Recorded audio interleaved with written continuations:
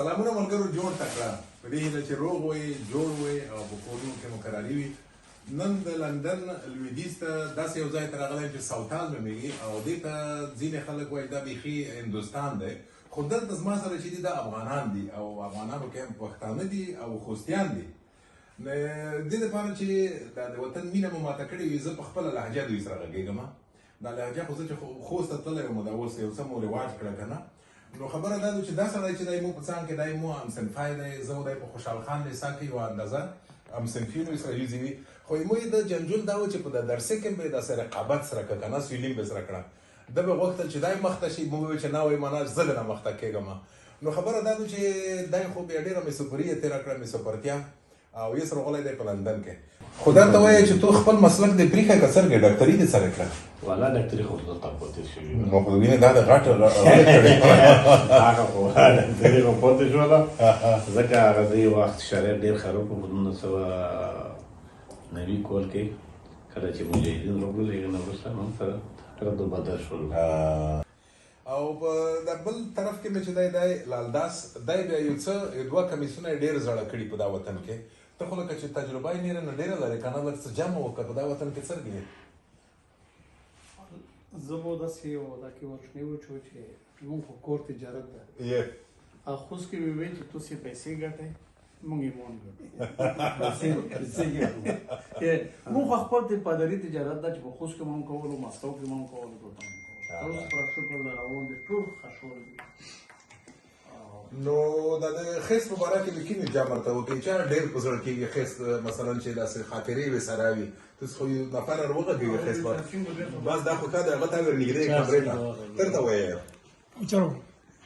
او تڼي صاحب تاسې او د ټولو په اجازه ایمو نوم ویچر سنګ ده او په خوست کې لرغش لیسې نه فارغ شوی یم د افغانستان د بدو شرایطو له مخې دا چې اکثریت ټول خلک افغانان مهاجرت ته مجبور شول مهاجرت کې هم مونږ خوست هندوانو او خوست سیکونو خپله پښتو ژبه پښتني کلتورونه رسم رواجونه هغه که په هند کې وو که مسکو کې وو او که فعلا دلته په لندن کې وو تر اوسه پورې هغه عملي کوو زموږ بچیان دلته شوي دي ستر شوي دي بیا په پښتو ژبه خبرې کوي هغه خوستی لهجه نه په خوستی پښتو نه حتی پیغلې مسترې شوې په خارج کې خپله پښتو ژبه یې لوسه نه دویر کړي ماشومان مستر شول ودونه یې وکړل او موږ چې د نوسو اکثریت د الماسیو چښتنې وو موږ 2 کلن 3 کلن الماسیون لرو بیا په خوستی ژبه خبرې کوي خوست یې نه دلیدله افغانستان یې نه دلیدله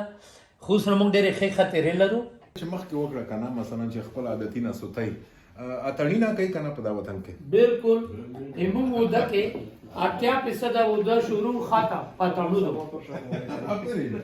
اخري یوه پوښتنه سخته به وي خو ځونینه اندون دې ته برېښي که پښتونه او که رښتیا دې ته وایم زه چې فکر کم که چانې باده ونه لګېږي افغانستان د هندوانو کور و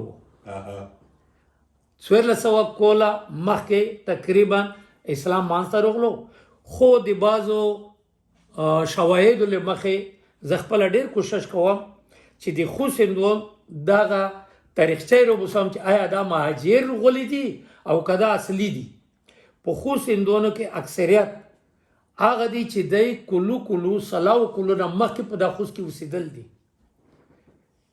ډېره ښه مثال یې بتخانه ده چې بتخانه د بوتانو خونه په هغه ځای کې بعضې شواهد راوتل دي په لوګار کې راوتل دي په بعضې نورو ځایو کې راوتل دي لوګار کې نوې مجسمې راوتې هغه مجسمې تقریبا 15000 کلن تاریخ لري او اسلام 1400 کاله تاریخ لري نو موږ په اول قدم کې پښتونه او هم هندوان یو او په دا نه افتخار کوو چې هندوان یو په دا افتخار کوو چې پښتونه یو ډېره مننه مننه دغه نور ملګري خو معرفي نه شول درته دا ملګری به ځون وښیي Mon nom est Diane Singda.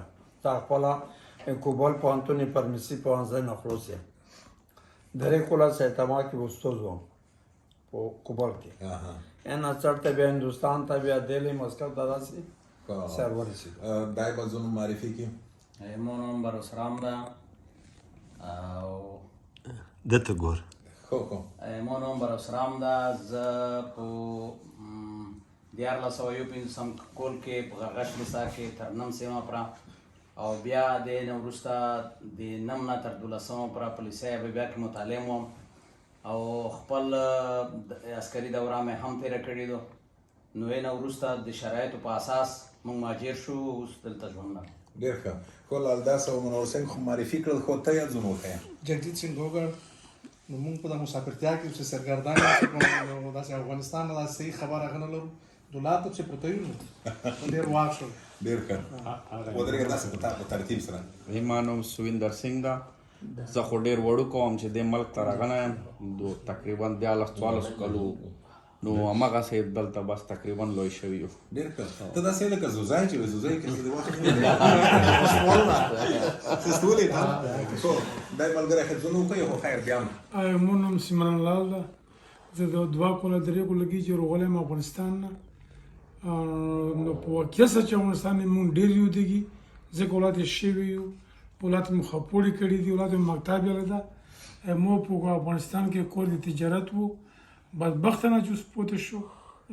نو خو تجارت خو دلته به وي که دلته نشته؟ دلته هم شته، خو هر رقم خوند نشته پکې. دا خبره ده. دلته خوند و ګټه و که نه؟ ګټه و چې هم خرما و هم ثواب. خو دا ملګری زما نوم جوګت رام ده. ما خپله تحصیل چې کړې ده په افغانستان کې، هغسې خو ډېر وړي کوم. د غازي محمد ایوب خان مکتب نه او د رابعه مکتب نه ما تحصیل کړې ده.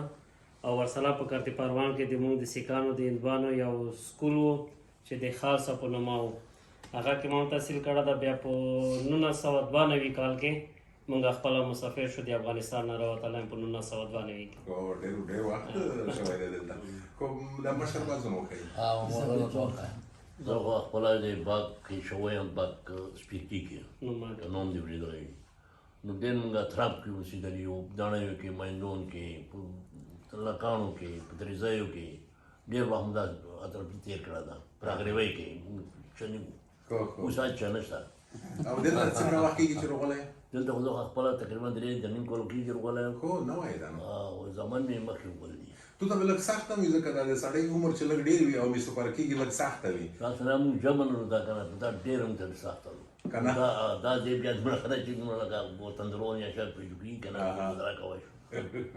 خو دا ملګری به سر نه ځونه ته وښیي. بخښنه غواړم مو مخکې کیسې وکړې، خپلې خبرې مې وکړې، کېدای شي ډېر وغږېدم. څوک چې ډېر غږېږي خامخا به اشتباه تا کېږي. هغې بخښنه غواړم که اشتباهات مې کړي. ایمو نوم ویچر سنګ ده او په خوست کې غرغش لیسې نه فارغ شوی یم په 1455 کال کې. هغې نه وروسته زه بیا بلغاریا ته تحصیل په خاطر لاړ وم. په 1978 کې لاړم بلغاریا ته، هغلته مې تحصیل وکړو. هغې نه وروسته په 1984 کال کې فارغ شوم.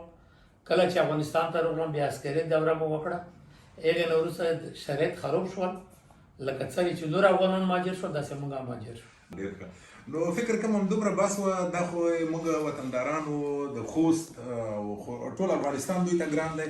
بیا په ځانګړې توګه خوست، ځکه د خوست سره د دوی خاطرې تړلې دي، ځینې د ماشومتوب خاطرې دي، د ځینو د ځوانۍ خاطرې دي. خو خوست یاد دی او همیشه یادوي. د خوست رواجونه، دودونه، اتڼونه، سندرې دا ټول دلته هم کوي.